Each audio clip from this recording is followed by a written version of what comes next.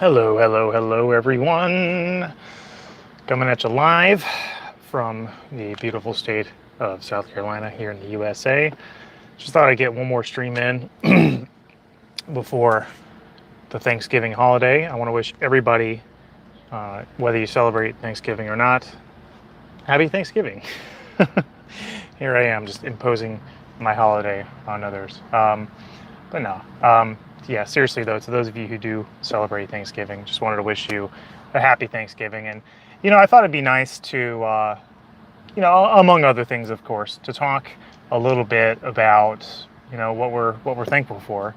And it doesn't have to be me just talking about what I'm thankful for, although I'm happy to talk about the things that I'm thankful for if anybody asks. But more importantly, I want to know, how you guys are doing and what you guys are thankful for.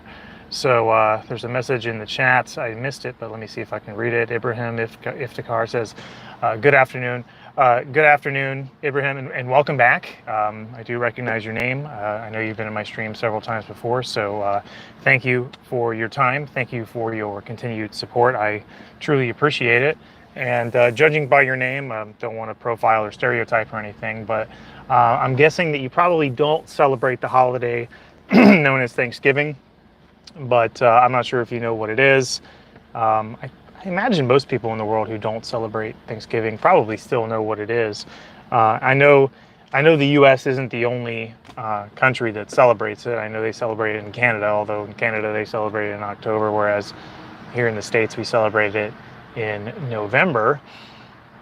And I think I was actually reading up on this a little bit. I was kind of skimming the Wikipedia page for Thanksgiving just to, have something to talk about. I think they also celebrate it in like Brazil and a variation of it, or in the Netherlands. And so a couple of places, obviously more countries, there are more countries in the world that don't celebrate Thanksgiving than there are that do celebrate Thanksgiving. But it's basically, okay, so Ibrahim says, I do have a slight idea as to what Thanksgiving is.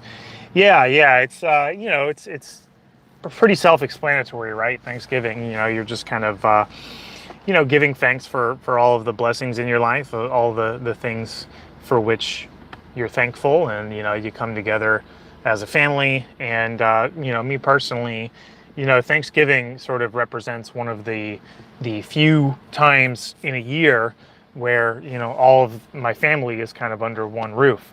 Although it's a little bit complicated because sometimes we'll go celebrate it with my side of the family, like my parents, my brothers, this and that. Other times we'll celebrate it with like my wife's family, with her parents, her brother, this and that. Or sometimes we'll kind of split the difference where, we'll spend a few hours with one family and then get on the road and drive somewhere and spend the rest of the day with the other family. It's always complicated sort of coordinating the holidays when, you have like two different sides of the family that really want to see you. But of course, there's much worse problems to have. It's a very, first world problem. It's a blessing just to have that dilemma with, two different families who want to spend time with you.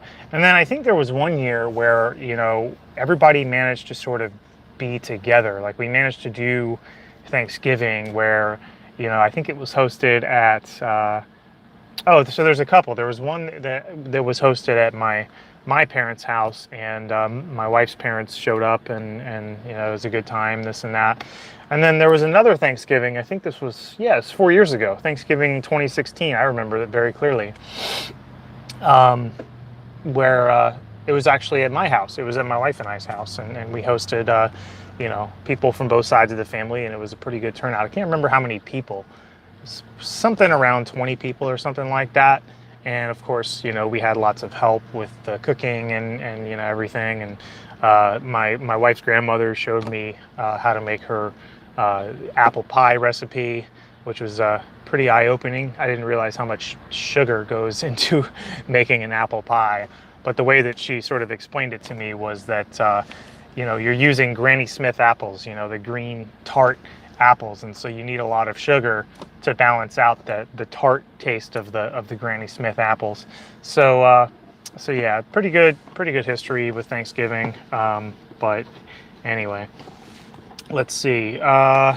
Ibrahim says, how are you celebrating your Thanksgiving this year since the whole pandemic think family can't really visit each other since the crackdown on travel. That's not true in my case. I will be traveling. I will be driving to Florida from South Carolina. It's about, I want to say something around 300 miles. It's about a 5-hour drive, roughly. Probably close to 6 or 7 hours because, I have a toddler and an infant. Will probably need to stop quite frequently.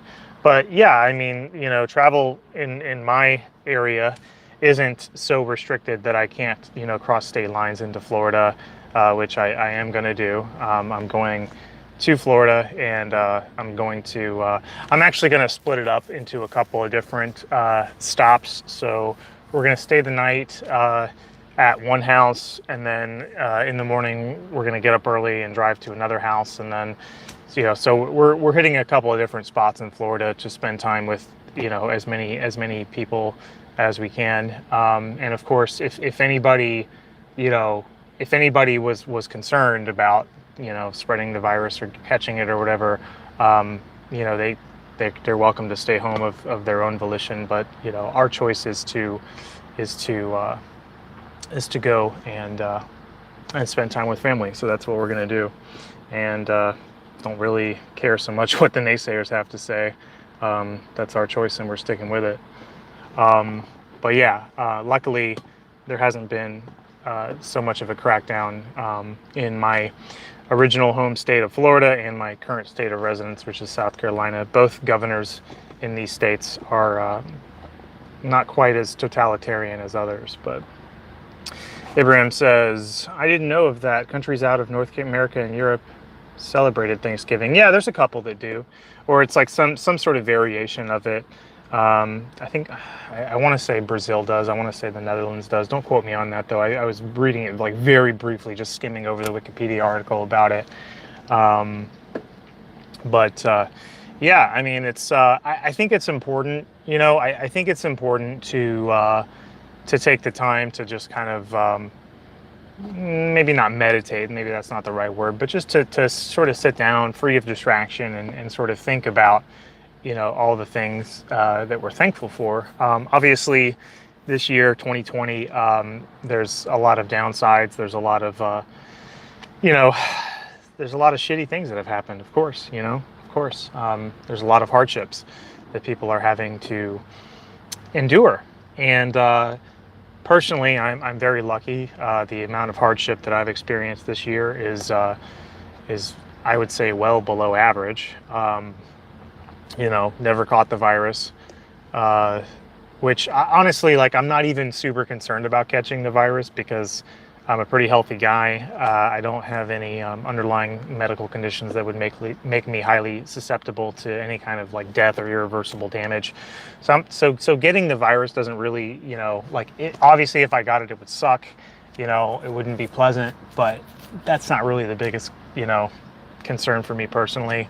But it's true though. I never caught the virus. And then also, what was I going to say? Oh, and my job is actually like, I never got shut down. The place where I work never got shut down. I've been able to work and I've been able to earn a living this entire time. And not only that, but I've also been paid like more money. Like I got paid like a bonus, like a thank you for continuing to work, during a pandemic bonus. I got like 40 hours worth of paid time off that if I don't take the time off, I can just cash it in. Like it just gets paid to me in the form of, money that I would get paid if I worked it. So, money-wise, I'm actually sort of like coming out ahead. Like I'm actually making more money because of this than I would, if this whole pandemic thing never happened. That's not to say that I would rather it happen. Of course, I would rather it not happen. I would rather there not to be like lockdowns. I'd rather the play area at the mall still be open so I could take my daughter there. Yeah, I've actually, financially speaking, I've actually done pretty well during this whole thing. The stock price for my company has gone way high, and a lot of my 401k and stuff like that is invested in company stock. So, you know, things are actually going pretty well, you know, a lot better than the average bear. So Abraham says, so you are an essential worker? Uh, yeah, I mean, that's kind of an arbitrary definition, you know, but the powers that be have considered my position to be essential. So yeah, I'm an essential worker. Save Earth has come into the stream. Welcome, welcome, Save Earth. I don't recognize your name. If you have been here before, then I apologize for forgetting all about you. But he says, I love your videos, bro. You helped me a lot. And then a heart emoji. Right back at you, man. Love you too. Thank you for joining the stream. Thank you for watching my content. I am so glad to hear that my content has been at least somewhat helpful. You know, that comments like that, I know I sound like a broken record, I say this all the time, but comments like that really, you know, put the wind in the sails and keep me going. Trying my best to to produce content. Very difficult with my situation, having, you know, a toddler and an infant. For those of you who don't know, I have a 2-year-old daughter, and then I have a about 6-week-old daughter who was born last month. So a lot of crazy stuff going on, but I'm still trying to carve out the time, negotiate with my wife, say, hey, you know, can I produce a video, and then I'll give you this much time to yourself later. You know, it's just kind of a give and take. You know, you're not as you're not quite as free to, you know, like free time is something that you sort of have to like negotiate when you have a spouse and you have kids and stuff like that. But yeah, I mean, there's a lot of stuff, you know, and you know, that sort of segues in nicely, talking about, you know, things that I'm thankful for. You know, I have 2 beautiful daughters, one of whom was just born last month. And I mean, you know, talk about stuff to be thankful for. I mean, there's really nothing bigger to be thankful for than to have happy and healthy children. It is amazing. I love being a dad. It is my #1 main focus in life.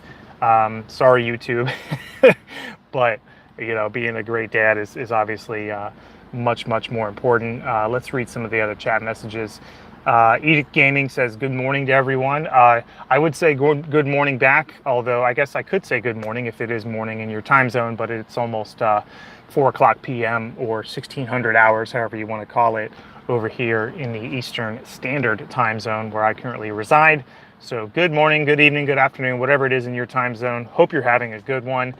Jonathan Orabello is in the stream. Welcome, Jonathan. Says, happy Thanksgiving. Haven't encountered your channel. Random recommendation from YouTube. Very appreciative of everyone and anyone. Man, I'm really butchering your message. I apologize for that. Anyone who makes educational content, real MVPs, fellow chemistry person. Oh, well, I mean, I guess the algorithm's working in my favor. Welcome, man. I'm so glad that you have been brought here.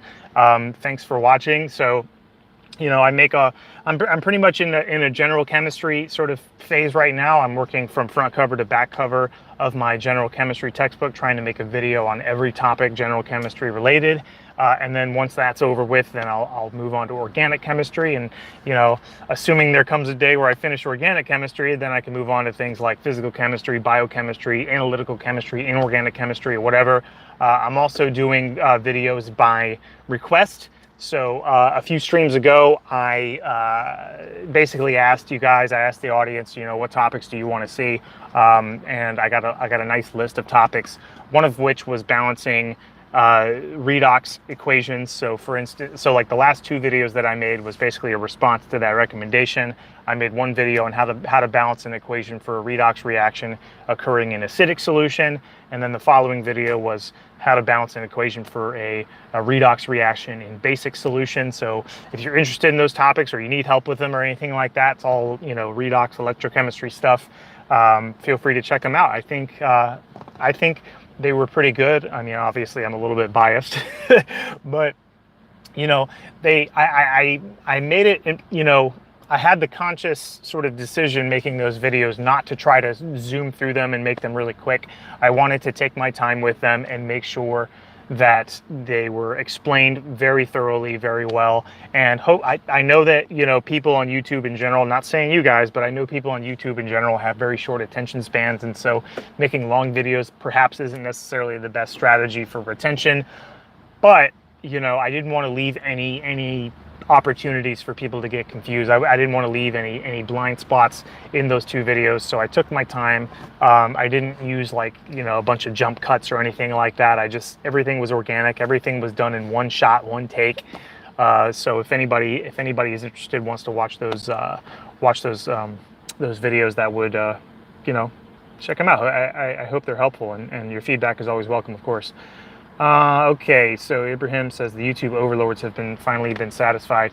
Yeah, YouTube banned another account that I follow, and so I'm a little bit salty about YouTube right now. I just hate this cancel culture, banning bullshit. It really pisses me off, but it is what it is. I mean, back when I started my channel in 2010, that kind of culture didn't exist, and now that I've built up, somewhat of a following on this platform, it's just like, what do I do? I part of me thinks I should have some more irons in the fire, meaning I should, sort of put my content out there on other sites. There's plenty of other sites that stream video content. There's BitChute, there's Library, there's all kinds of stuff. There's DLive, for live streaming. So I don't know. I'm getting increasingly frustrated with YouTube, but then again, like, the chances of me actually getting deplatformed are very, very, very slim. I mean, educational YouTuber, I hardly talk about anything, controversial. I don't really, put a message out there to attract hate to my channel. That's really not the point of what I do. But it really upsets me that these channels that I follow are getting banned. Anyway, let me read some more messages in the chat. Saver says, what made you go into chemistry? Oh, that's a great question. I think, I just kind of have a personality that's sort of compatible with it, like from an early age, like when I was a little itty bitty little boy, I was always fascinated by, mathematics and, counting things and symmetry and objectivity. And, like symmetry is one, like, for instance, if I was like a little 4-year-old kid, and I open up the refrigerator and I see that there's like 2 vanilla milk cartons and 1 chocolate milk carton, something would just compel me to like put the chocolate milk carton in the middle and put the 2 vanillas on either side, just make things like orderly, symmetrical. So just, I think just a general innate desire for, for reason, evidence, symmetry, mathematics, objectivity, and also perfectionism. I tend to be quite a perfectionist, so chemistry is kind of like, being a scientist is kind of especially being a chemist is like, depending on what area of chemistry you specialize in, kind of rewards being a perfectionist in a way, to a certain degree. Being a perfectionist can also hinder you in many ways, but in many other ways, your perfectionism, that sort of aspect of your personality, is in many ways rewarded by this line of work. So hopefully that answers your question. But just to follow up with that, I actually started out as a biology major when I went to college, and then I just got it. I don't know why. It's like, why does anybody like what they do? Why does someone whose favorite color is green, why is green their favorite color? It's like, it's hard to really explain why. But for some reason, when I was taking my general chemistry courses as part of my biology sort of major curriculum, whatever, I switched to chemistry because I was taking these chemistry classes, and I just, kind of fell in love with what I was reading. So I was able to read my chemistry textbook like a novel, like couldn't put it down. I know it sounds weird. Most people, chemistry is just like going to the dentist. They just freaking hate it. But for me, I don't know. I just found myself fascinated by it. I found myself intrigued, wanting to learn more, curious. And so I was like, I think this is really what I'm more interested in more than biology. So I switched majors and just kind of never looked back. So we got another message in the chat from Abdullah Al-Rashdi. I think I pronounced that correctly. I hope I did. Welcome Abdullah. Says, 4 years ago, I was watching your videos. I had some CHE courses. Thank you very much. You are very welcome. Happy to provide some help. Jonathan says, wish I found this before our semester ended. Haha. Oh man, that's poor timing. Sorry to hear that, brother. He says, I was teaching a general chem lab section remote. How do you teach a chemistry lab remotely? That's kind of interesting. Anyway, he says, if any of the students ask for something you have a good video for, I will send them this way. Peace. Thanks, man. Oh my God, thank you so much for spreading the word. And that goes for everybody. If you have somebody who is interested in chemistry, who might be interested in chemistry, or who is taking chemistry and is struggling with it, whatever, let me know, or not just let me know, but, send them my way, send them a link to my channel. I would love the opportunity to help them. Save Earth says, awesome, dude. You are one of a kind. Chemistry is for big brains. LOL. Thanks, man. Thanks. Yeah, I don't know how one of a kind I am. I consider myself like a pretty, average dude. I'm not really super out there on hardly anything. I think mostly, it's just all about hard work. Just work hard. That's kind of my message. But Abraham says, quote, Ben's Chem Videos is the only American educational channel which is at least decent. Barack Obama. Wow. Okay. That's an interesting that you chose Obama to be the one who uttered that quote. I'm curious about the decision to choose. Of all the historical figures you could have chosen, you went with Obama. That's interesting. I find that very interesting. But anyway, so yeah, I was sort of in the middle of talking about things that I'm thankful for. I talked about the fact that I have two beautiful daughters. I talked about the fact that I'm healthy, never caught the virus. Although I'm sure if I did, I'd get over it and be just fine. I talked about the fact that my job was never in jeopardy. In fact, I've actually made more money as a result of this pandemic than if it never happened. Not saying I would choose for there to be a pandemic. I would, of course, rather there not be because of a variety of reasons. But, and also I would be remiss if I didn't talk about my wife. My wife is awesome. She's just, she's the best. I mean, what can I say? Happy wife, happy life, right? Ibrahim says, you were right. I should have chosen Shrek. What are you doing in my swamp? Oh man, that was a terrible Shrek impersonation. Save Earth says, tell us about the struggles of your life. Oh man. Wow. That's cutting it pretty deep. I don't want to get into too much detail about that. I'll say this, there have been many struggles. There has been loss. There has been excruciating pain. I can talk about, I can talk about some recent sort of struggles without getting too detailed or feeling too vulnerable about it. I do plan on sort of telling the whole story and everything, and just like real talk, just everything at some point, just not right now. But I'll say this. So in November, December of 2018, so about 2 years ago, I lost my job. I worked for a defense contractor, a startup defense contractor. So what does that mean? It's just a very small company that has contracts with branches of the military, like the Army and the Navy and this and that. And I was doing research and development on rocket fuels and propellants. So it's like, how people say like, oh, it's not rocket science. It's like, well, actually, in this case, it is rocket science, right? So I lost my job in a rather dramatic fashion. It was kind of out of the blue, unexpected. Wasn't expecting to lose my job, and then boom, I lose my job. Someone's asking me, why did I lose my job? I will just say that I had a debilitating health problem. I had a health problem that it's the same health problem that's sort of responsible for me not uploading for long periods of time over the years. If you look at my uploading pattern, I'll have like these short bursts of productivity where I'm like, really into it, making content. And then I'll have like, historically I've had like really, really long periods of time where I haven't uploaded anything. So I have this health problem, and I was out of work for about 3 months. Like I couldn't work. Like I was in such poor health that I couldn't work. And it took about 3 months to sort of, get over it and get better. And then, by the time I was better and by the time I was, ready to return to work, I was not welcome back. So, and this is in Florida, and I had to, I had to hit the job market, and I had to hunt, really hard. And when I say job hunt, I don't mean, sitting on my couch with a laptop, looking at LinkedIn, looking at Indeed, looking at all these job sites, applying online, submitting my resumes.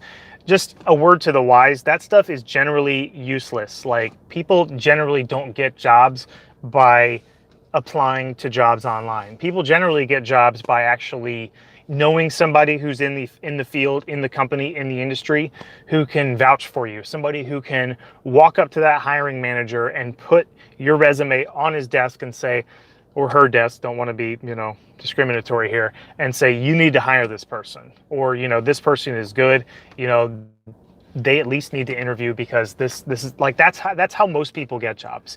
Some people do get jobs by applying online, but most people don't. But anyway, I'm kind of getting a little off topic here.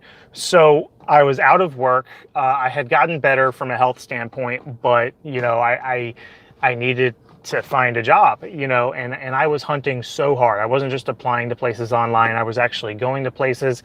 I reached out to everybody that I know, everybody in my network, whether they had a chemistry background or not, whether they worked in any kind of lab situation or not. I reached out to everyone and told them all, like, I am desperate for work. I need something, like, I need your help. I did that big ask.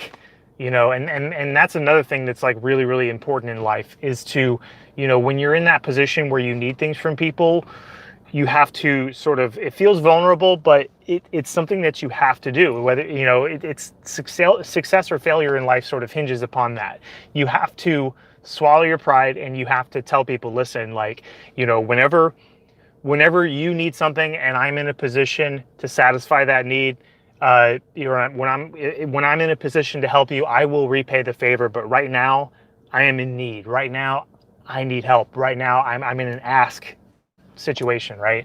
So the big ask, it's really, really important. So I asked everybody, and I reached out and I networked and I talked to people and I had lunch with people, and I did phone interviews, I did in-person interviews. There were a couple of interviews I did where I did 3 in-person interviews, and I got rejected from all 3 of them. And so that's kind of, getting rejected from an interview is kind of a blow to the self-esteem. It's like, you put your best foot forward, you researched, you prepared for your interview, maybe you did some mock interviews, and then it turns out they don't want to hire you. It can kind of hurt a little bit, I'll be honest, it kind of sucks, right? So, got rejected by interview after interview after interview. And then I was on my computer and I was on LinkedIn. And I was scrolling through my feed on LinkedIn, and I noticed that the American Chemical Society was having their national meeting.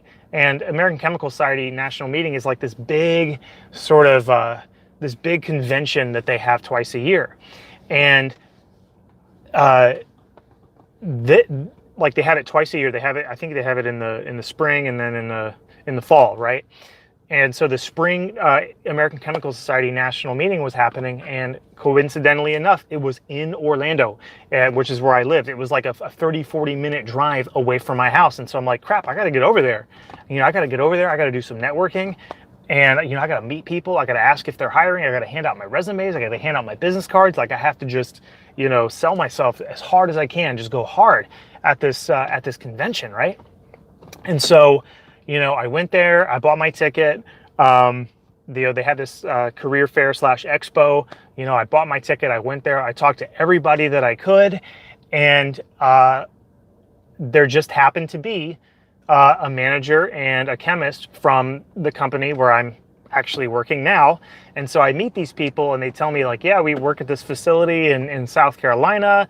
And all the while I wasn't actually thinking, like, even if I get this job, like, I'll probably not take it, because there's a lot of logistical hurdles to overcome, when you relocate to another state, right? When you pick up your entire life and move it 350 miles away. I mean, there's a lot of reasons that could be hard. There's a lot of reasons that you might think that that's not going to work. I can't do that, but I did an interview at this convention, right?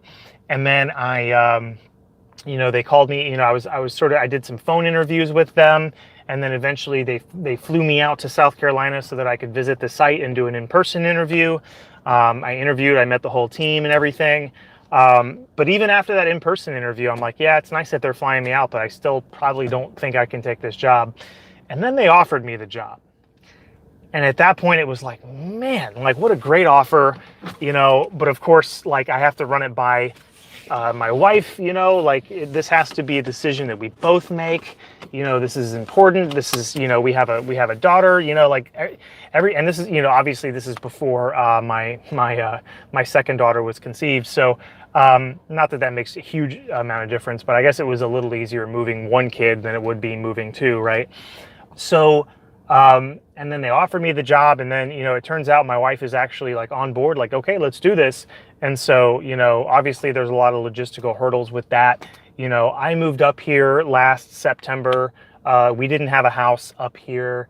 We wanted to rent a property, like we wanted like a rental house, but we couldn't really find one that was reasonable and that would be willing to host a dog. Like we wanted a rental property where pets were allowed because we have a dog. And, we didn't want to lock down ourselves in like a whole year-long lease where we have to stay there for like a whole year, or we have to like pay a bunch of money to get out of it. And so, basically what happened was I moved up here and started working, and I was essentially homeless. Yeah, I was bouncing around from one Airbnb to another. I lived in Airbnbs. So I would live in one place for like 2 nights, and then I'd, drive over and pack up all my stuff, and then, live at this other Airbnb for a night. It was pretty expensive, but, it was pretty crazy. But looking back on it, it's something that I can sort of look back on with some fondness and say like, oh yeah, like it was crazy, it was hectic, but, it was kind of an adventure, to start something new and to travel around. And, I actually kind of made friends. Like I actually built some friendships with these Airbnb hosts. They hosted me, so I would learn about them. They'd learn about me. I would play with their pets. There was this one family that hosted me at their house for an Airbnb, and they invited me to their church the following morning. And so I went to their church, and it was cool.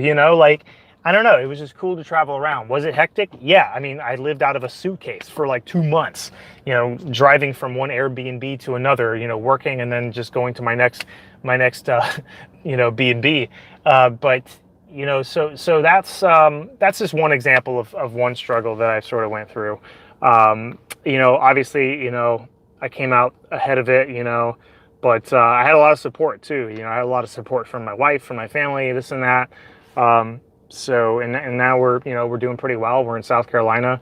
I make enough money at my job where like my wife can stay at home with the kids, and she's got her own like work from home business that she's doing with a former coworker. And, she travels around and gives seminars and talks and stuff and trainings and stuff like that. So yeah, things are going pretty well now. But let's see. Cheyenne Barzani says, hey, hello. I think it's, how do you pronounce your name? Is it Cheyenne or I don't know how to pronounce it. I'll just call you Barzani because I think that's I can pronounce that better than I can pronounce your first name. Hello, Barzani. Great to see you. And then he says, I adore your English. By the way, I don't know if you're a man or a woman, but thank you. Yeah, it's my first language, so luckily, I don't have to learn a new language. I took French in high school. I learned a little bit of French. I've forgotten most of it, but I'll probably need to pick some up again because I think that's the language that they speak in Belgium, and I'm actually traveling to Belgium next year for Christmas. So, Save Earth says, do you know about Khabib Nurmagomedov? Yeah, he's a MMA fighter. He had, this big fight with Conor McGregor. Choked out Conor McGregor. Conor McGregor tapped out, and then after the fight, some of Conor McGregor's team was like talking shit to him, and he like jumped over the cage and started like it was this like big mess after the fight. Really bad for PR. Yeah, I know who that is. I don't know what you're talking about. Like, is there something about him that happened recently? I don't know, but yeah, he's this like top level UFC fighter. Cheyenne says, where are you, or Barzani, excuse me, says, where are you from? I'm from the United States, born and raised. Originally, I'm from Florida, but I've recently moved to South Carolina, still in the United States. Cerelia B, I don't recognize your name, so if you're new to the stream, welcome, Cerelia. Says, hello, Cerelia. Thank you so much for your time. Thank you for joining. And looks like we got 9 concurrent viewers in here, which is not bad, at least for my streams. Terrible in the grand scheme of things, but Abraham says Conor McGregor is Irish, if I'm right. Yes, that's correct. By the way, I just want to take this opportunity to let y'all know that I do have super chats enabled. If anybody is interested in sending a super chat, it would be greatly appreciated. For those of you who don't know, a super chat is a chat message that you attach to a monetary donation. And when you send a super chat, it appears in a nice bright color at the top of the chat window. And it stays up at the top of the chat window for a duration of time that is proportional to the amount of money donated. So in other words, the more money that you donate in your super chat, the longer your chat message stays up. Okay, so now that you're aware, I don't really have to bring it up again. I was thinking about doing something in the future. There's a couple of things. I'm always thinking about a bunch of different things that I could be doing for my channel or during a live stream and stuff like that. And one of them is to do some kind of like something interactive with super chats. Like, you send a super chat and, I, do some kind of like live solution of a chemistry problem that you want to see solved or something like that. Although I'm a little bit reluctant to do that because, I don't want to just give somebody an entire solution to a chemistry problem that they have like for their homework or something. Like I want to help people find answers, but I don't want to just give answers. So that's not the best idea, but like something interactive that, where I'm actually doing something in response to a super chat. Like for instance, there's some things that people have done just kind of as like a silly gimmick where like every time someone sends a super chat, they'll put like a clothespin on their ear, something like just something silly like that. Although perhaps that's not, I don't know. If you guys have any good suggestions for what to do as like as sort of an interactive activity that would also encourage super chats, please let me know. And, that would be cool. Or if you just want to send one my way and just to shut me up, that would be cool too. But we can get off the topic of super chats for now. Don't get me wrong, like if you're not sending any, or if you've never sent any, or if you don't plan on sending one, don't get me wrong, like I still wholeheartedly appreciate the fact that you're here, that you're taking the time and to participate in my stream. I really, really do appreciate that, and I don't want to let that go unnoticed. Something that I always try to remind myself, when I'm doing live stream or just any activity, where people are, choosing to engage in something with me, is that, when you give somebody your time, when you give somebody your undivided attention, that is such a big deal because of so many other things that person could be doing with his or her time. Like I got, according to my screen, there's like 9 people in here right now, and okay, it just dropped down to 8. But all 8 of you, right? All 8 of you are, instead of doing literally anything else, you're choosing to watch this stream. And to me, that says a lot. And to me, that says that, I really, really need to make sure that I communicate to you guys just how much I appreciate your being here. I really, really do. So Save Earth says, give us advice. Could you be a little bit more specific? I don't know what advice you're talking about. Is there a particular form of advice you're looking for? Like advice on what exactly? Ibrahim says, do you get any money from ad revenue on this channel? If so, how much is it?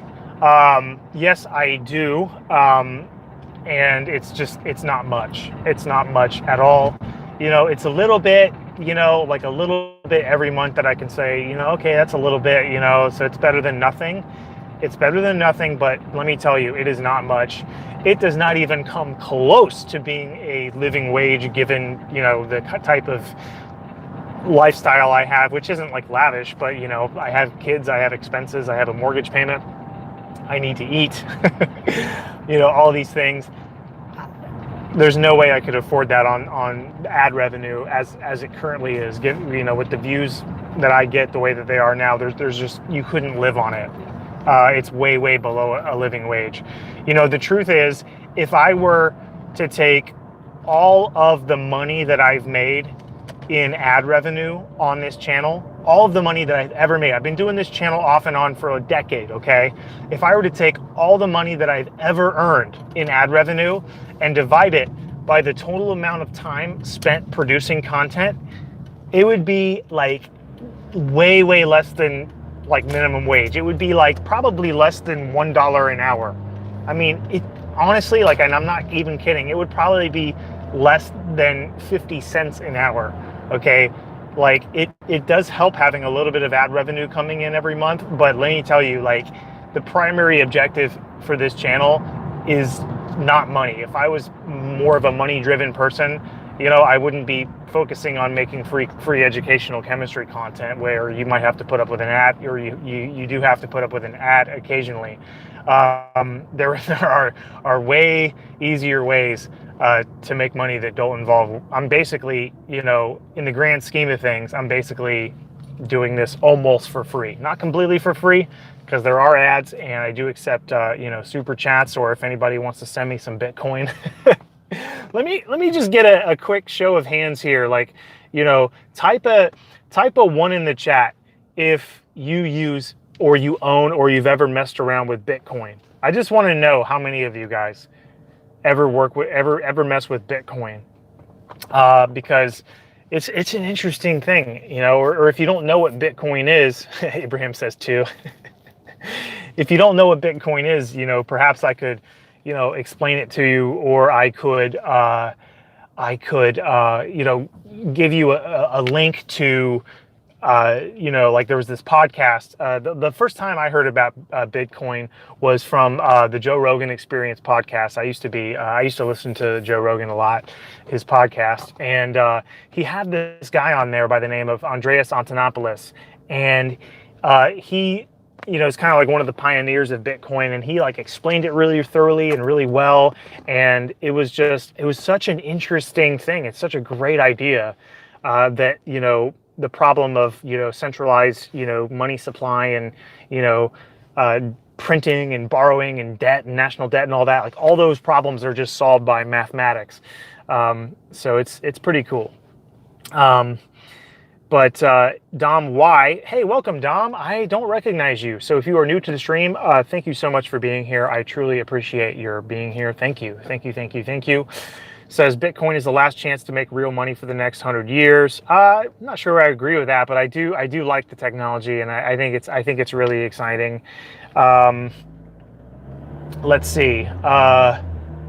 Dom says that was a great podcast. So yeah, if anybody wants to send me some Bitcoin, let me know. I'll send you my my Bitcoin address. You could send me some Bitcoin if you wanted to. It's interesting because what was I going to say? Oh, I set up a Bitcoin wallet about 4 years ago, and I think it was December of 2016. So it was about 4 years ago. I received a Bitcoin donation that at the time was worth like $1.88, like some really low amount. And today, that $1.88 worth of Bitcoin from 2016 is worth like almost $50. I mean, it's crazy. So it's just interesting how it's sort of gone up in value, and also like just the idea that the money supply and everything is all generated by math, and like the fees are very, very low and stuff like that.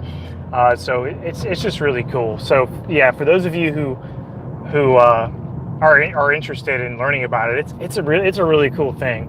So someone's talking to me about how I cracked my neck. Oh, sorry. Yeah, if that bothers you, I apologize. It's kind of just a habit. I just do it occasionally. Somebody's asking me how I did it. I mean, I just kind of like just throw my head back and forth, and anyway. Dom Y says, trust me, once fiat currency dies, Bitcoin will take its place. It's almost an all-time high and will shoot up to 50K.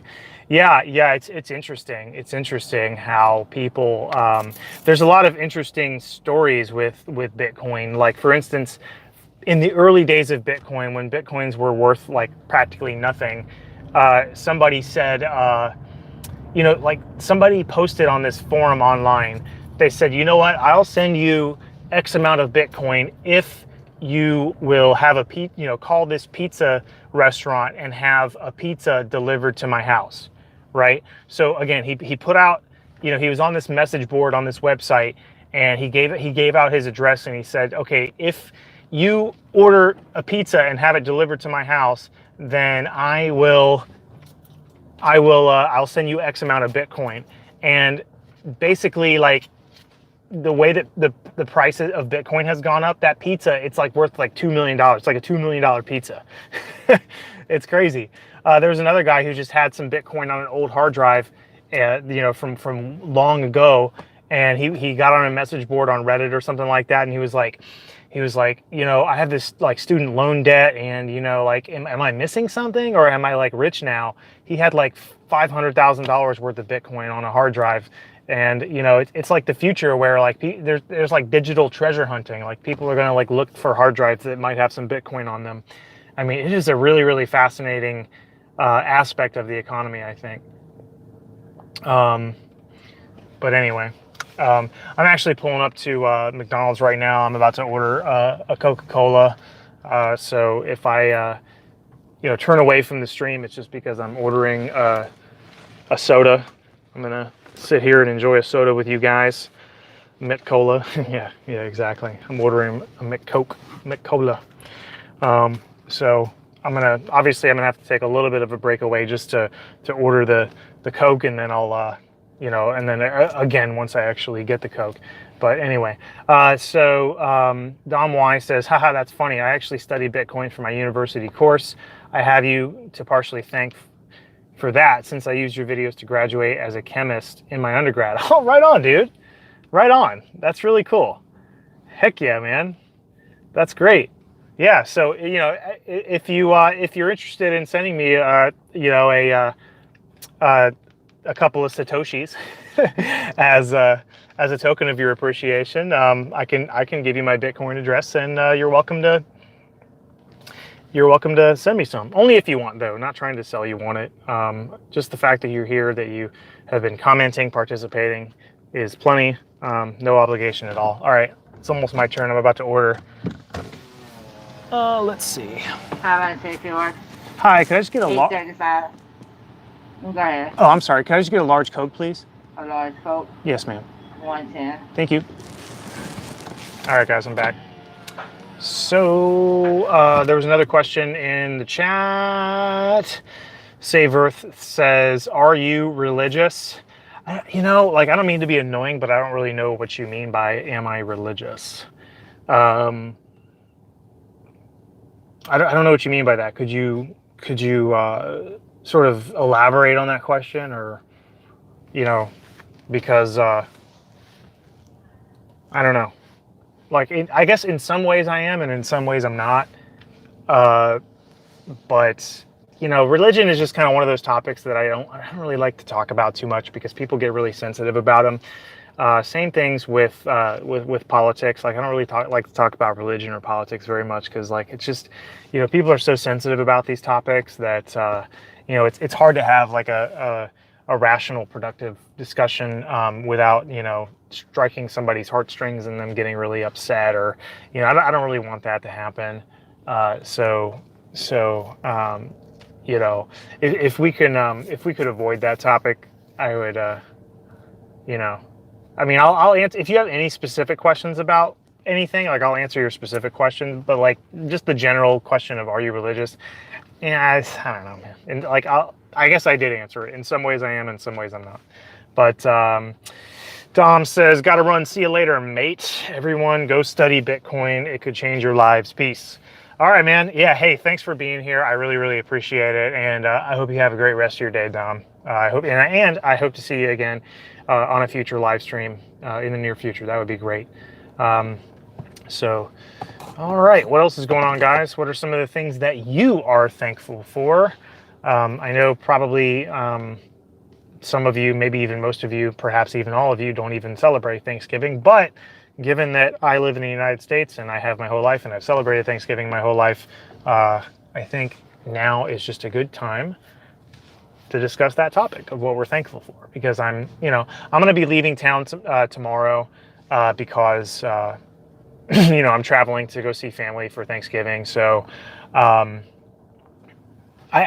don't think I'm going to have the opportunity or the chance to produce content or live stream for at least a few days, like over the rest of this week and the weekend and all that. It's going to be really busy, so I probably won't be able to break away.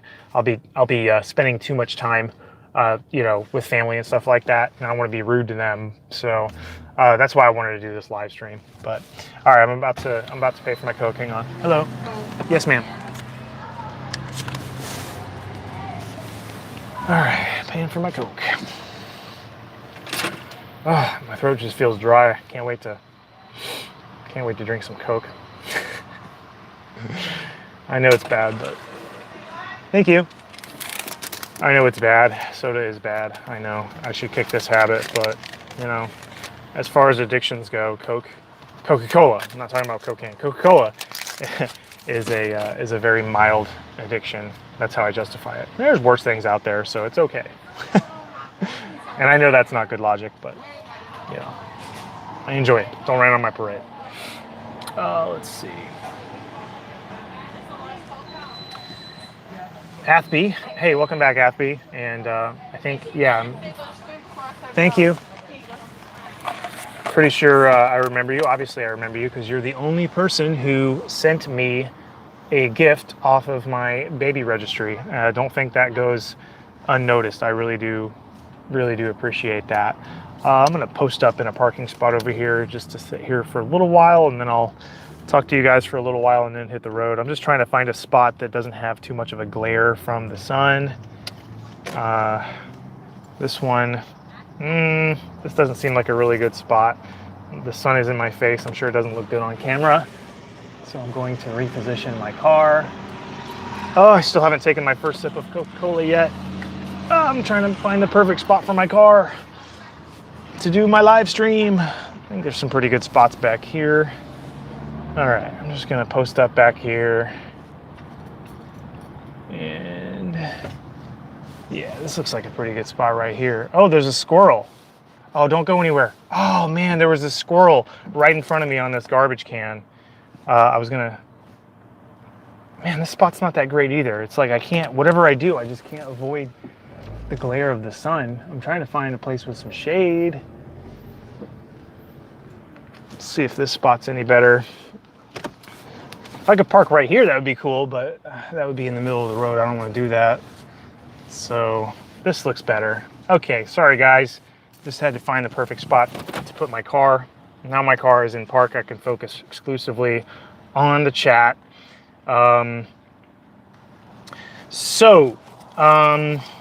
Athby says, yesterday I got 4 of my wisdom teeth plus 2 of my premolars removed.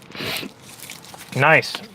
I hope you're feeling okay. I got my wisdom teeth removed, I think when I was like 17 or 18 or something like that. I got my wisdom teeth removed. But it actually wasn't too bad. It was a little bit raw, a little bit sore, but it wasn't like excruciating pain when I was recovering from that. They gave me these pain pills, like some hydrocodones or something like that, but I didn't even take them because I didn't need them. And that's always been my thing. Like if a doctor prescribes me any kind of medication for like pain or anything like that to get over something, like if I don't need it, if I don't feel like I need it, I won't take it. I know some people are like, oh, I got prescribed these pills, so I might as well take them. It's like, no, like why would you take them if you didn't actually need them? But I know a lot of people don't share the same philosophy on that. So,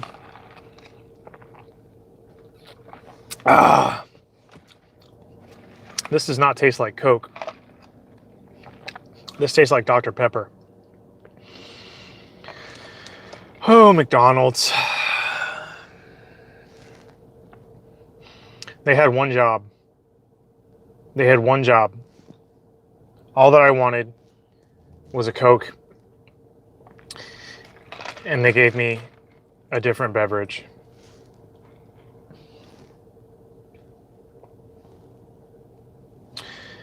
I'm disappointed.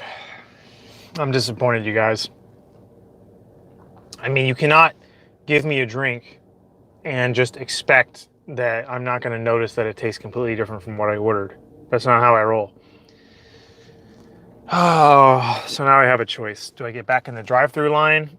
Do I stop the stream and go inside to have them make this right? Or do I just try to enjoy my Dr. Pepper? I mean, Dr. Pepper's okay. It's not the worst soda in the world, but it's not Coca-Cola, which is what I ordered. Ugh. What do I do? What do you guys think I should do? Should I get back in the drive-through line, which is pretty long, to exchange this? Should I end the stream and go back inside? Or should I just kind of suck it up and enjoy my Dr. Pepper and just be glad that I have a soda at all, and just say that I'm thankful for Dr. Pepper, even though I'm not really thankful for something because it's not what I ordered. Whatever. I'll just drink it. I'll just get over it. I'll take it like a man. Says Abraham says flip a coin. I actually don't think I have any coins in here to flip, sadly. No, in general, when it comes to restaurants, I don't like to send things back. Like, let's say you're at a restaurant and you get served something.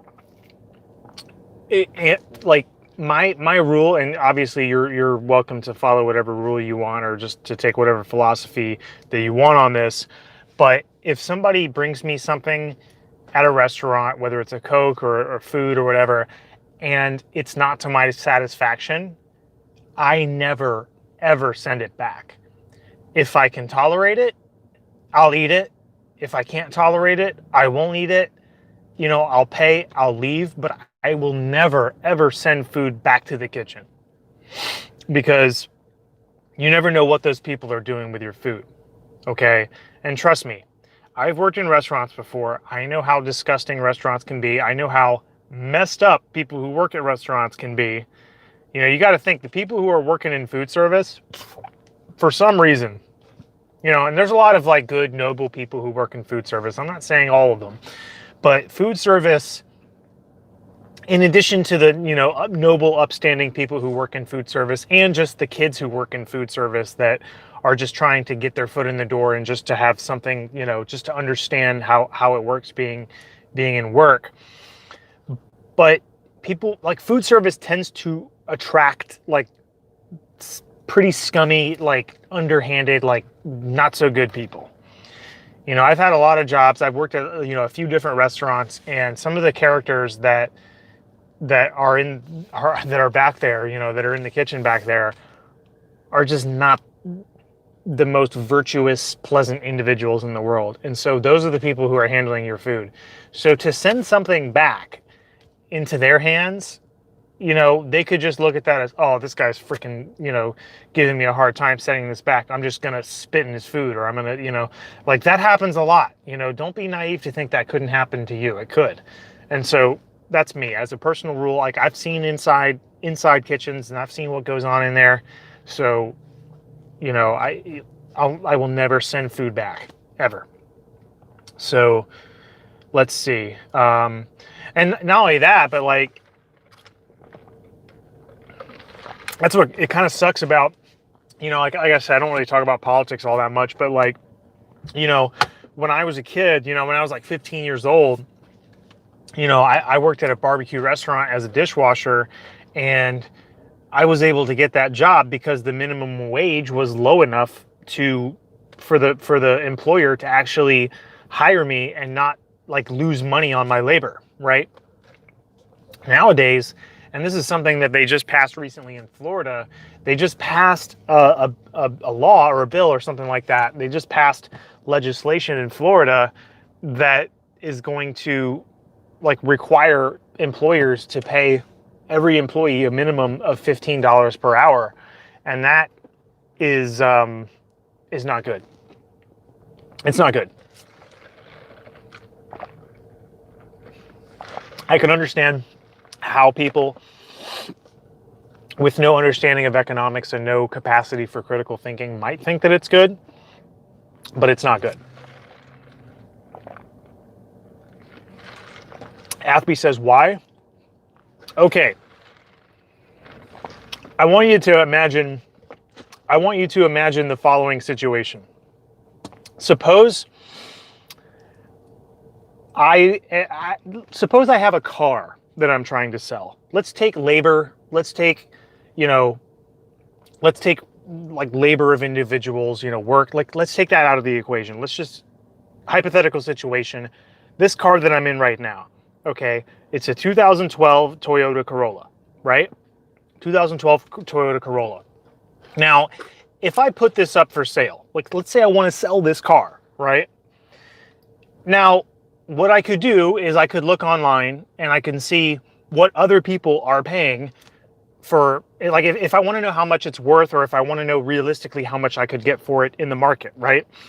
I could go online and I can see what other people are charging for this type of car, what other people have paid for this type of car, and I can see, I can also look up, there's this thing called the Kelley Blue Book that shows like the value of automobiles and what year they are, what model they are, and you know, how much, you know, it's kind of like the standard, you know, frame of reference for the value, for the monetary value of automobiles. Insurance company use Kelley Blue Book to determine how much they're willing to pay when people get into accidents, everything in between, right? So let's say that the Kelley Blue Book says that my car is worth $5,000. Or I go online and I see that on average this car has been selling for $5,000, right? So this car essentially is worth $5,000, right? And that's all people are willing to pay for it. Okay? Now let's say the government comes along and tells everybody nobody will ever be able to sell a car for less than $10,000. So in other words, the government comes along and says the minimum selling price that you can sell your car for is now 10 grand. You cannot sell it for 5 grand. If you do sell it for 5 grand, we're going to charge you a fine. If you don't pay that fine, you're going to go to jail. If you resist, we'll shoot you, or we'll tase you, or we'll pepper spray you. You will comply or die, right? So this is what I'm getting at here. If I'm a kid in high school, right, and I just want the experience of understanding how to interface with a boss, understanding how to negotiate, understanding how to deal with others, understanding how to, you know, navigate in a job environment, right? If I want that, but my labor is not worth $15 an hour, if it's worth less than $15 an hour, I'm going to have a really hard time selling my labor. In the same way that I would have a hard time selling my car because it's worth so much less than what the government is demanding I sell it for. If my labor isn't worth that, then I'm going to have a hard time selling it because the employer doesn't want to lose money on me.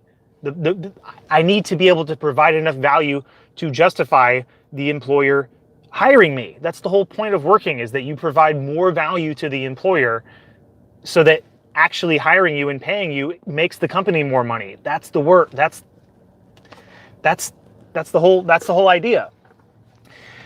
Athby says implementing a price floor is not always a bad thing. Yes, it is. I disagree, Athby. Respectfully, of course. I'm not, you know, trying to hate on anybody, but it is a bad thing, right? Who is anybody to forbid a voluntary transaction among consenting adults, right? If I want somebody to clean my house for $7 an hour and they agree to it, right? Nobody's compelling them to do it. It's a voluntary transaction between two consenting parties. Why would anybody forbid that? Why would anybody see anything wrong with that? Okay, the true minimum wage is $0, and that's exactly what's going to happen, right? My brother, who still lives in Florida, when I found out that they did this $15 minimum wage stuff in Florida, I told him, I mean, they're not jumping right to $15 an hour. They're doing it like incrementally over a period of time. But I told him, like, next time you go to Subway to get a sandwich, there's going to be like one overpaid person in there doing everything. And there's going to be like a line out the door to get a sandwich that's like $12.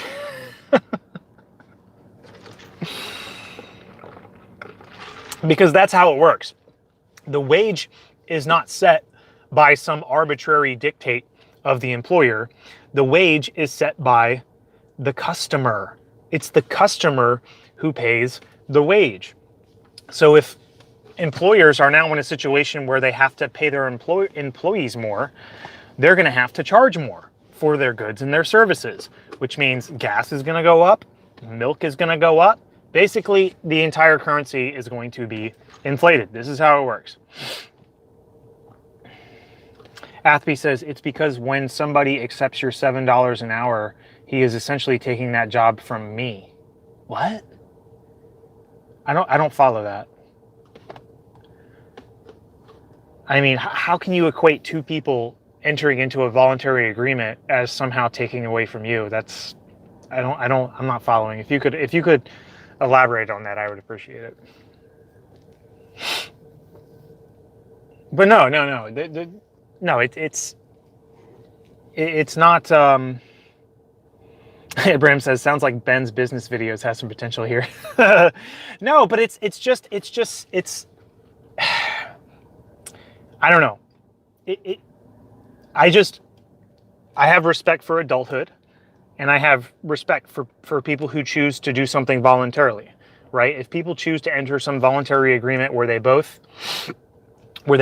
agree, I'm going to trade you this for that, then I don't see anything wrong with that.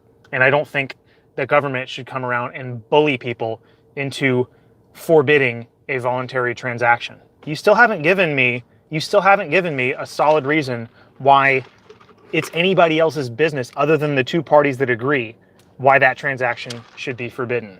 I still have yet to hear a compelling counterargument, because there isn't a compelling counterargument. There's no reason why you should have to supplement your income with violence, which is what it is. You know, by making something illegal, you are telling people that you are going to have force used against you if you violate the law. So, Athby says you gave an example of a house cleaning job. Yeah, it was just a random sort of example that I came up with off the top of my head. You know, if there's like a 16-year-old kid, and he wants to, you know, alphabetize books in a library after school for 2 hours, you know, a week, you know, for like $5 an hour or $6 an hour or something like that. And the librarian thinks it's fine, and the kid thinks it's fine, and the kid's parents think it's fine and everything. Like, I don't have a problem with that, you know, but I do have a problem with people not being able to find jobs, you know, and a lot of these big companies like McDonald's and so on, you know, they're just going to move over to automation. It's going to be more profitable for them to invest money in research and development of these machines to do all the work than it is to actually pay unqualified people, or, you know, not unqualified, but to pay people who, whose labor isn't worth that. Athby says, moreover, the cost of living is increasing over time. So a 15-year-old nowadays needs more money than you needed when you were 15. I didn't need any money when I was 15. I didn't need any money when I was 15. The job that I worked, you know, being a dishwasher in a barbecue restaurant, that job, it was never meant to support somebody who's living on their own.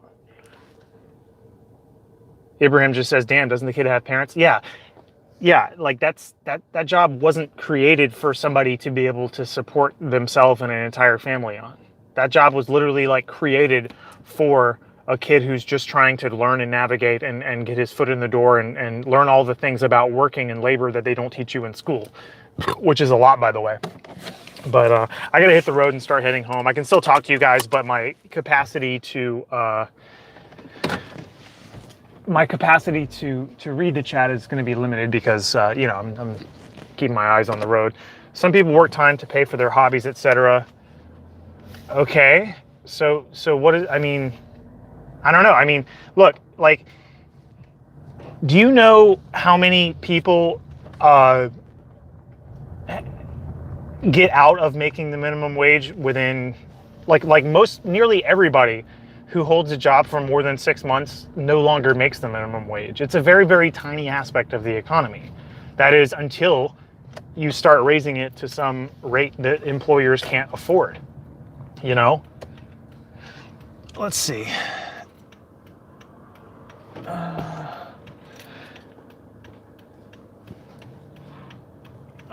Sorry guys, I'm just trying to make this left turn here with a bunch of traffic, so I just need to be able to focus on my driving for a second. Okay, looks like I'm in the clear. Sun glare. Freaking sun. But anyway. Let's see. So what were we talking about? We were talking about how, yeah. I mean, I just want you to to marinate on what I was saying, right? If I have a car that people are only willing to pay $5,000 for, but then the government forces me to sell it for 10, I'm gonna have a really hard time selling my car, right? And if my labor is only worth $7 an hour, and somebody's forced to pay no more than 15 or no less than 15, then I'm gonna have a really hard time selling my labor for $15 per hour, because that's what working is. It's trading, okay? Like, people try to think of work as like some, independent category. No, work is simply trading labor for money, right? I trade my time or my labor and I get money in return. And if my labor is not worth what people are generally willing to pay, then it's going to be really difficult for me to find a job. So I'd rather have a crappy job than no job. That's just and I have had crappy jobs in the past. I've had a lot of crappy jobs in the past, but I always kind of saw them as a means to an end. But anyway. Another message from Inderpreet Singh says, "Hi Ben, how good to be at applying science concepts." I'm sorry, I don't understand that question. Could you maybe rephrase the question? I'm not sure what you mean. Earlier, Ibrahim said, "I have a feeling this guy's going to be a good parent." Thanks, man. Yeah, I like to think I already am. I'm certainly doing my best job and doing it peacefully, without hitting, without screaming, without any of that. And yeah, so I appreciate your comment. Inderpreet Singh says, "I have a hard time applying science content even if I understood any particular concept. Sometimes I do not know whether I'm understanding something or whether I'm just memorizing science concepts." Yeah, that's an interesting point that you bring up. Yeah. And I've sort of found myself in that trap too, especially when you study something really thorough, like, quantum mechanics, and, you start, going through all these like equations and formulas and stuff. And then you just kind of put the brakes on and say, like, well, what does all this stuff even mean? Like, I don't even know what all this means. Like, let me just get back to basics and just kind of refresh myself. And I do that for myself occasionally, is, like, even if I get really deep and advanced with something, I'll actually, like, no, let me flip back to the beginning of the chapter so that I can sort of refresh myself on what all this stuff actually means. And, when I teach people stuff, or my videos and stuff like that, I always try to start from a concept and a principle. And then I use that concept and principle to build up to a formula. Abraham says, I better go. Bye. All right, man. Thanks for your being here. Thanks for your participation. I appreciate it, buddy. But what I was saying, though, is that, like, take for instance my recent video on bond energy. If you haven't seen it, feel free to check it out. It's just called Bond Energy. It's one of my recent educational videos. And I could have easily started that video off by just showing you the formula for how to calculate, the change in enthalpy of a reaction using average bond energies. But I don't like to do that. I don't like to just start with a formula and say, hey, this is the formula. Just plug your answers in, or plug your values in and just use the formula. It's like, no, I really want the viewer to actually understand, like, the actual scientific principles of what's going on and how that relates to how that ultimately culminates in having this formula that you can use. Another one that I just thought of is, like, I did a video way back when on the Fahrenheit, Celsius, and Kelvin temperature scales. And I explained, how, each scale has a different sort of starting point, and each scale has like the size of a degree is different, and like the freezing point of water and the boiling point of water and all this stuff. And I use the differences in those scales to derive the formula for how to convert from Fahrenheit, or how to convert, from Fahrenheit to Celsius, or Celsius to Fahrenheit, or Celsius to Kelvins. And, like I really, really want to make sure that I'm actually teaching the concept instead of just, giving somebody a tool, like just to memorize something. And that's a hard choice to make as an educator, because I feel like a lot of times if I just gave a formula and just, and just started like cutting right to the chase and just giving a formula and, showing how to use it, I feel like that would probably get more views, because I think a lot of people aren't as interested in learning the concepts. They really just want to get the grade that they want and then move on. I think that's what chemistry is as a class for most people. Is it's not really something that they want to understand well. It's not really something that they want to interact with intimately. It's something that is just like this gatekeeper, and they just want to satisfy the gatekeeper, get the grade that they want, and then move on so that they never have to think about chemistry again, and that represents a really tough challenge, right? To motivate somebody, or to convince somebody that what you're talking about is important, what you're talking about is valuable. And that's just a challenge. It's a challenge, because like I know a lot of people they just want the answer. They don't really want to find the answer. They just want to know the answer. Like, in other words, they want the destination, but they're not as interested in the journey, right? So like that's kind of, I think that's probably the best way to put it, is like I'm all about like the journey. I'm all about how to find the answer. I'm not just about getting the answer and using it. You know what I mean? And getting the grade, and I got an A, now I can no, it's like I don't know. I think I'm rambling at this point, saying the same thing over and over again, but we can move on to a different topic if you guys want.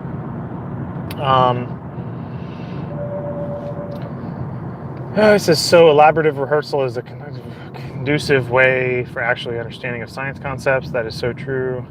Yeah, I mean, look, at the end of the day, there's some things that you have to memorize. I won't deny that. Like when you memorize your, sometimes, like for instance, like solubility rules. Like some teachers will give you a handout on your test. Where you have like the solubility rules available to you, and then other teachers will demand that you memorize the solubility rules. So like, at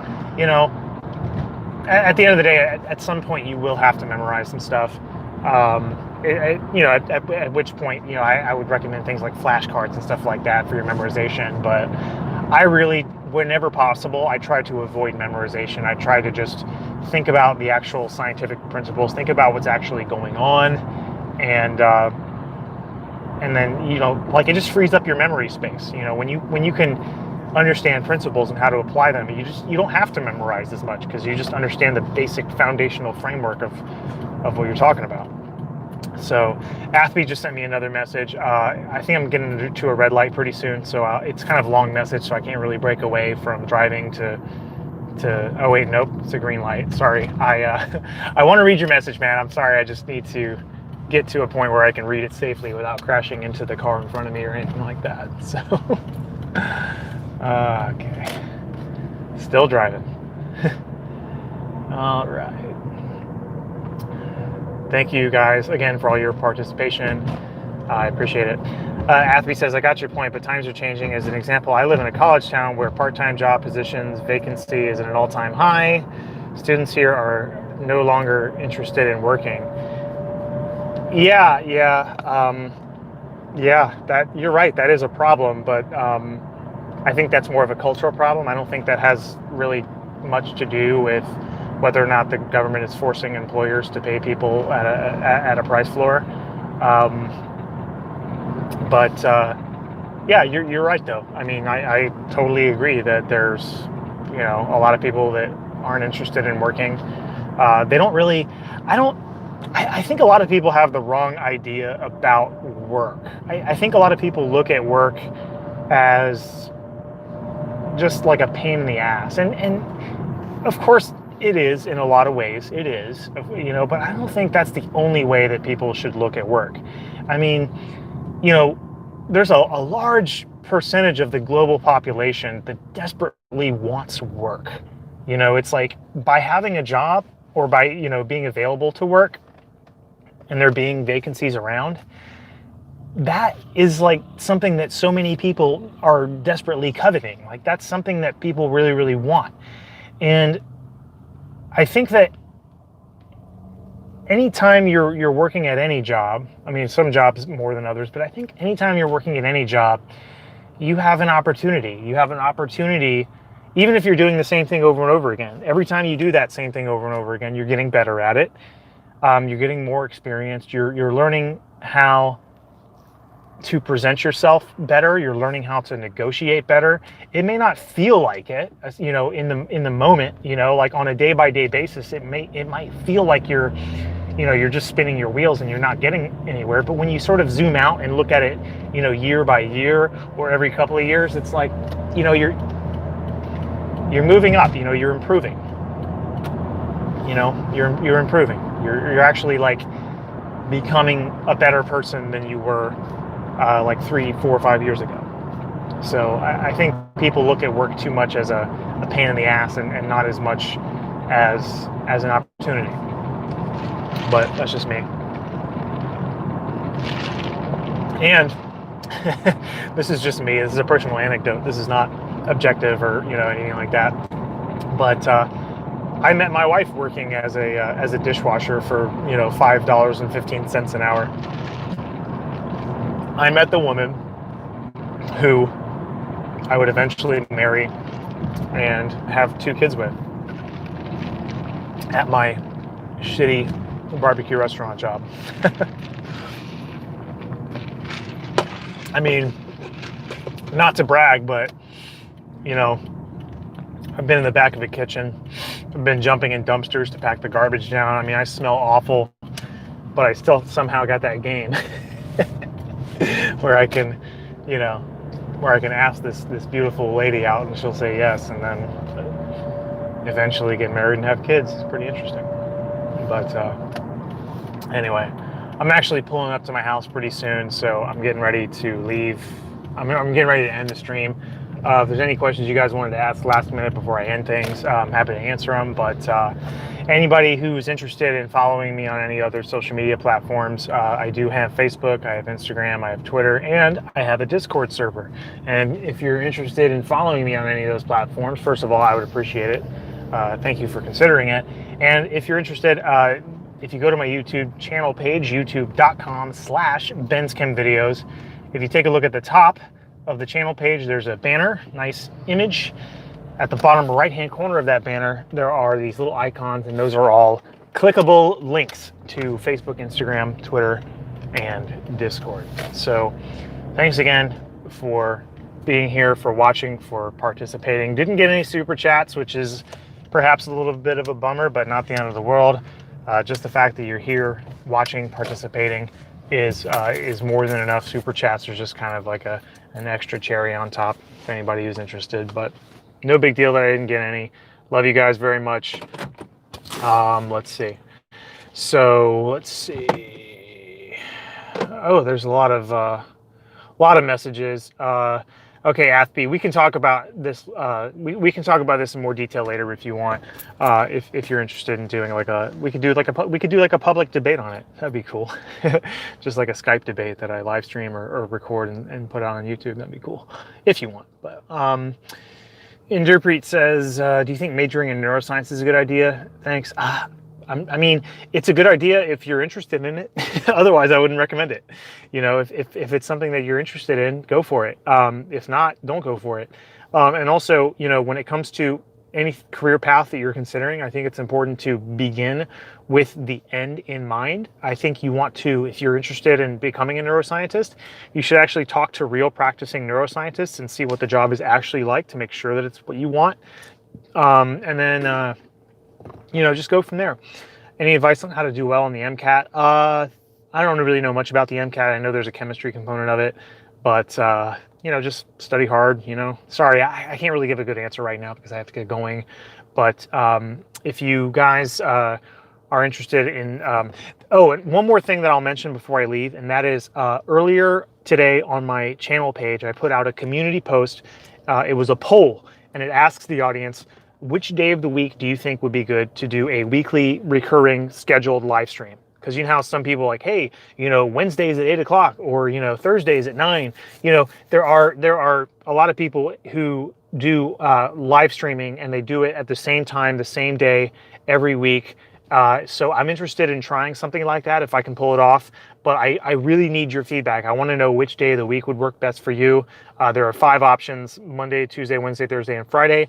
I wanted to include Friday and Saturday, or Saturday and Sunday rather, but the polling application on the YouTube community post only lets me do 5 options for the poll. So if the day is Saturday or Sunday, just specify it in the comments. Let me know. Give me your feedback. I'd really, really appreciate it. All right, I'm out. Thanks again, guys. Talk to you later. Peace.